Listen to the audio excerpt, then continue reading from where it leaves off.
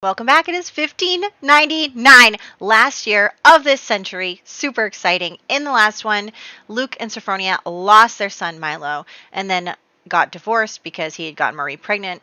And then he ended up marrying Marie, who framed Sophronia for theft and got her kicked out of the house. So this year we have a few toddlers, 7, 14, and 19 for the Stroud baby, for Yasmina's baby, and for our baby all survived. Richard Hobart the third is becoming a young adult with a 3 and an 18. Can't get those. He did not. Maria Hobart and Nicholas Larkin are on their adult part 2s. They have to get at least an 8. She did not. Is he going to do it? No, we're losing Nick. Oh my goodness. I didn't even realize it was his birthday, to be completely honest with you.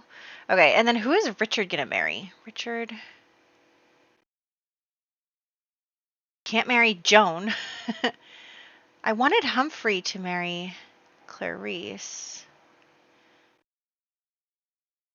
Okay, Marie actually should be in our thing now. So she has 4 years, 1, 2, 3, 4, before she becomes a regular adult. Marie, now Larkin.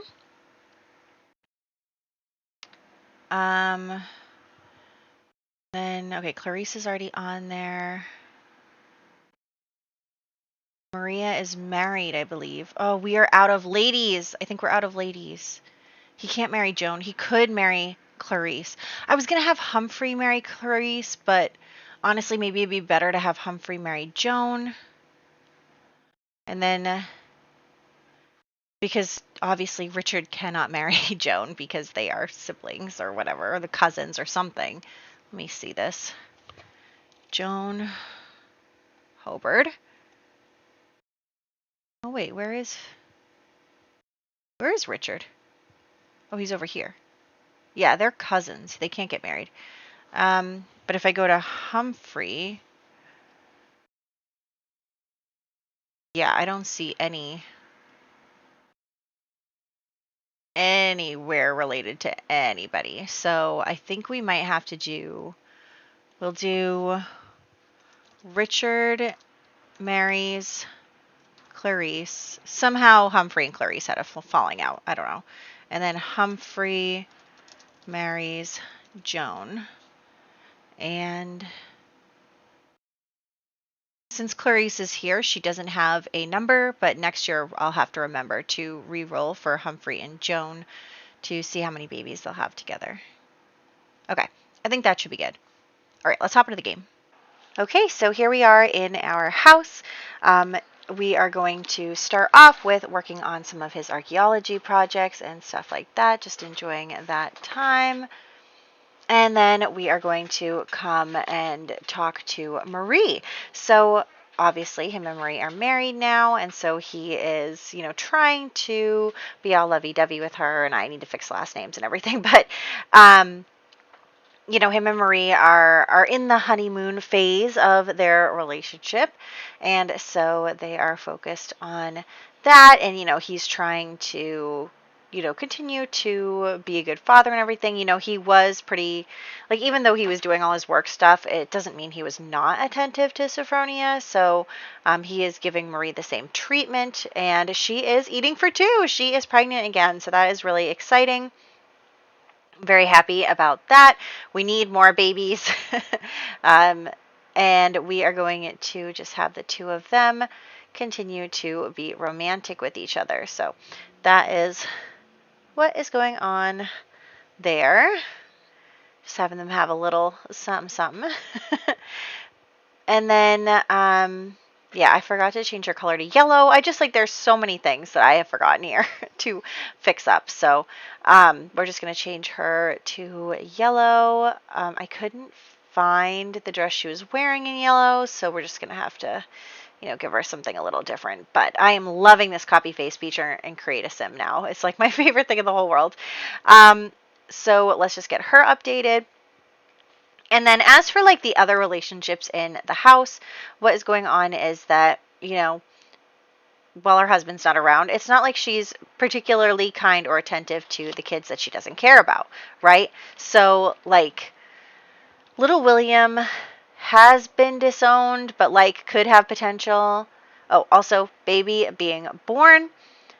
So that is Brangwine de Mohun. That's Yasmina's next baby. But yeah, so William has potential to be useful because he is the only male heir to the Duke right now, even though he's kind of been disowned. But then, there is Isabella, who obviously Marie is not fond of. Marie would much rather all of the children in the house belong to her and Luke, and she doesn't really like Sophronia's child being around, but that's just, you know, the way that it is. Luke was not going to give up his child and the rights to his child, and unfortunately, women didn't have a lot of power back then. And, women like couldn't really own anything or anything like that. So she didn't really have a good plan. Luke is still giving her a place to live and everything, so she kind of just has to be grateful for that.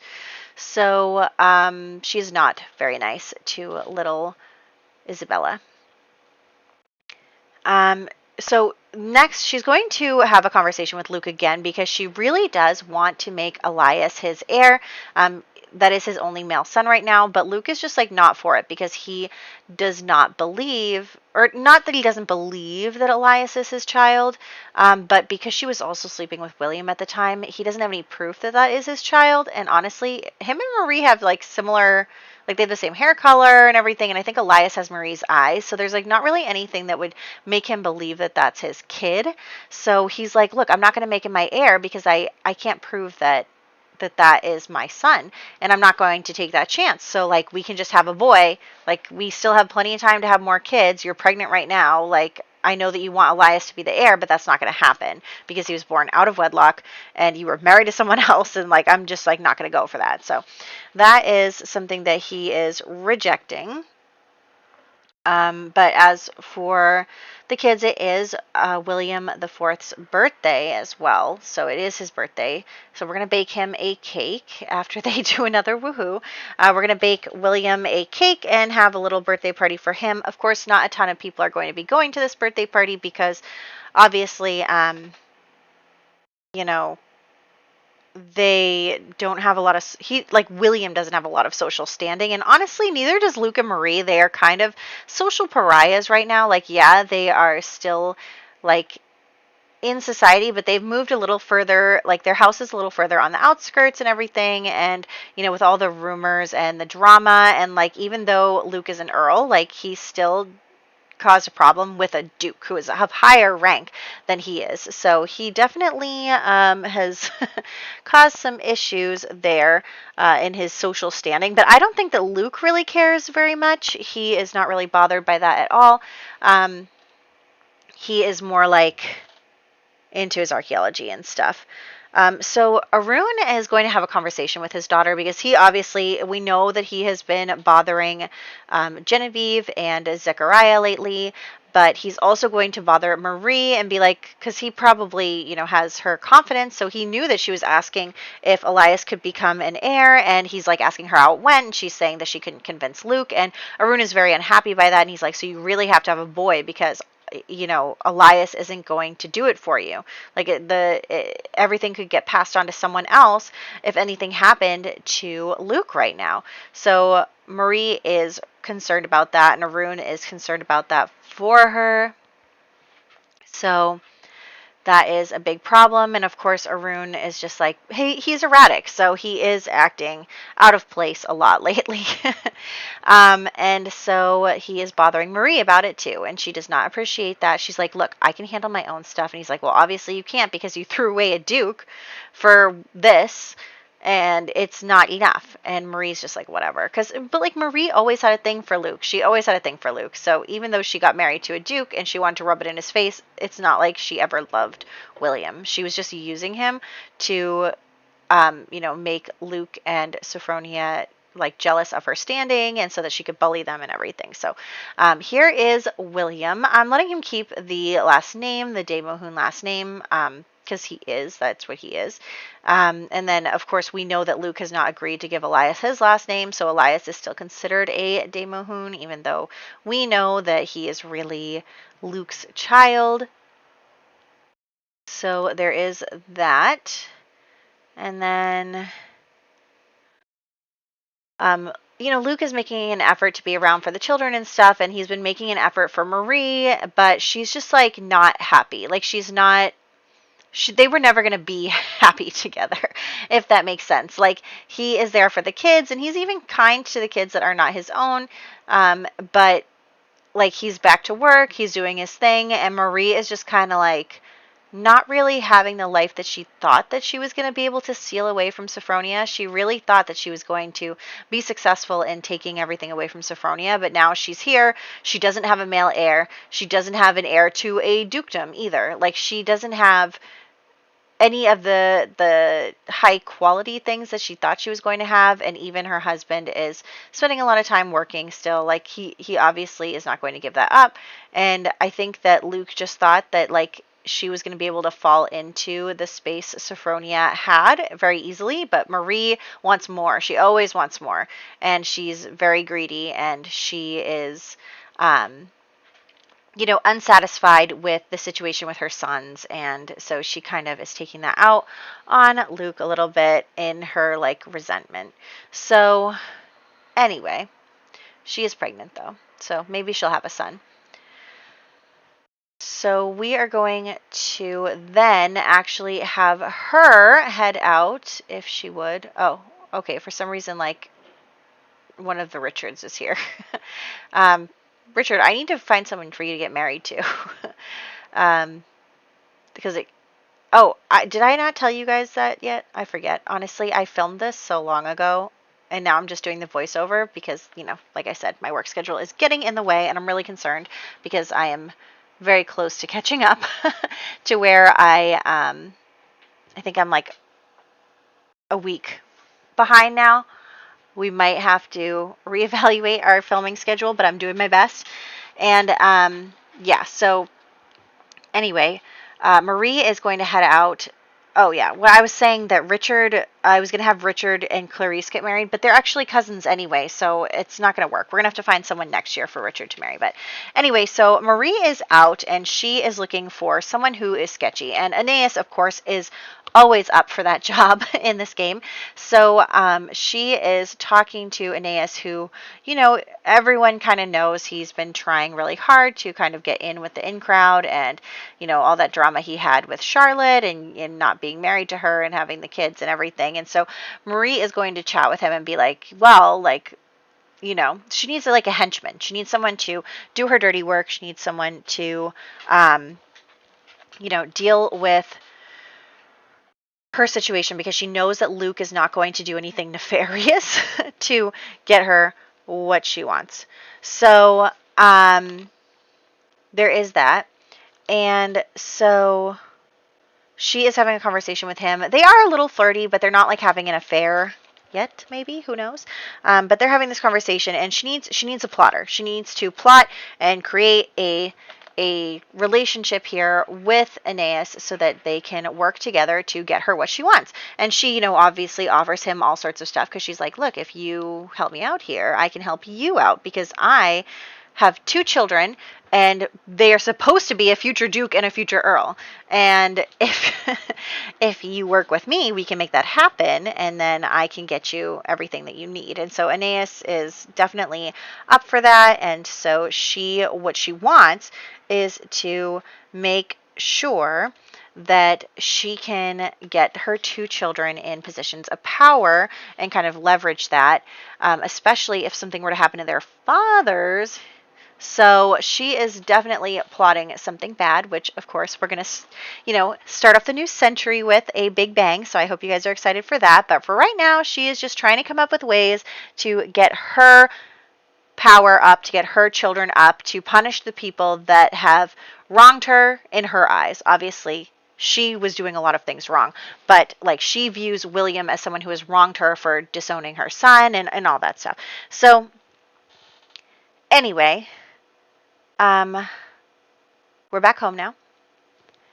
And we are going to save the game because I need to head over to see Nicholas. So we're going to go see Nicholas. Unfortunately, you know what? I feel like the end of the century is actually a good time for Nicholas to say goodbye. I feel like it's the nice closing of a book here. So since I've been gone, apparently Nick and Arun have lost like the entirety of their romantic relationship, which I feel like is pretty par for the course. So, Arun has been causing problems for Genevieve lately, and obviously Nick is not happy with that, and he is not okay with that. And even right now, Arun continues to try to convince Zechariah to do something in order, remarry, do something else, get rid of Genevieve. He needs to have a son. He needs to pass on his title. And obviously, Zechariah, who cares for Genevieve, and he made a promise to Constance to take care of Genevieve, and he takes that very seriously. So he is not going to, not going to leave her. So obviously Arun and Nick's relationship is deteriorated because of this. So Nick is going to come over and be like, Nick is going to come and be like, look, you've got to stop it. Like, it's not okay. And the attitude that you have right here is not okay. And I don't like it. And if you continue to try and cause problems in this manner for my child, I am not going to be okay with that. And so they argue and they argue and they argue, and actually the game decides, which obviously was what I was going for, to have them get divorced. So they are actually going to get divorced, and then Nicholas is going to die of a broken heart. And I think that we're going to just say that like everything had him so stressed out. He's older now, right? He's an older guy, and he's just been dealing with so much, and he had come back to life, and just like so much stuff has been happening. And so it wouldn't surprise me if like his heart gave out.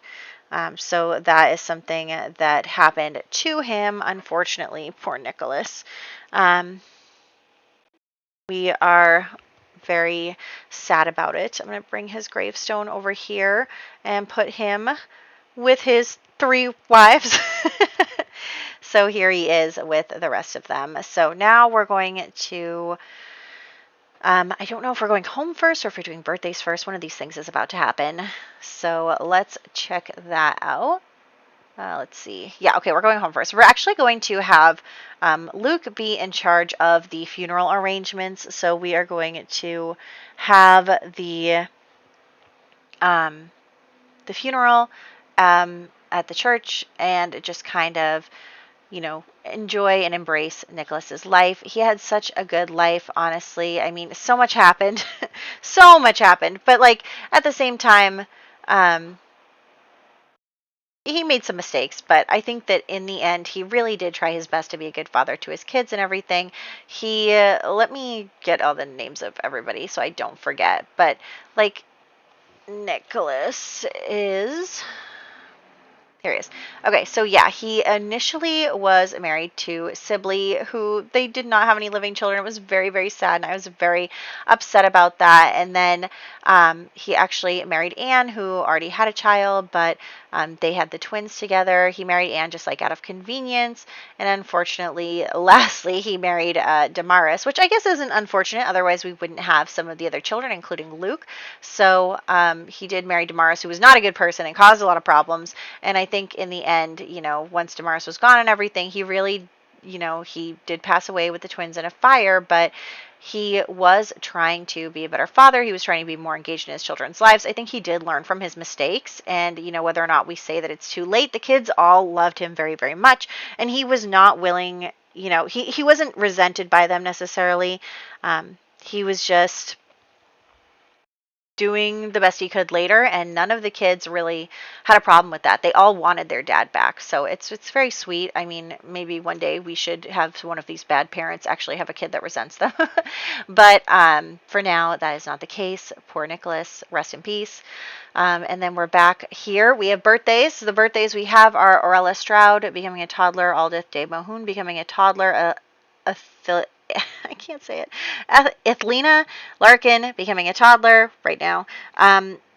Richard III Hobard becoming a young adult. Maria Hobard dying. Nicholas Larkin dying. Juan Verduzco becoming a young adult. William de Mohun IV becoming a child. Brangwine de Mohun being born. And our very own Caitlin. Is that her name? Caitlin? I don't even know her name. Yeah. Caitlin being born. So it's another girl, actually. So because it's a girl, um, you know, we are still without an heir to Luke. So that is going to be something interesting that we deal with, especially considering that I am planning something that is going to involve rolling dice for everyone's lives in the next century. So I hope you're excited for that. We're going to do a quick recap video before we get to that, but I hope you guys are looking forward to it because I'm really excited to do some death rolls again. I always do this to myself. I'm like, yeah, let's roll to see if everybody dies, and then I like cry the whole time. So look forward to it, and I'll catch you in the next one.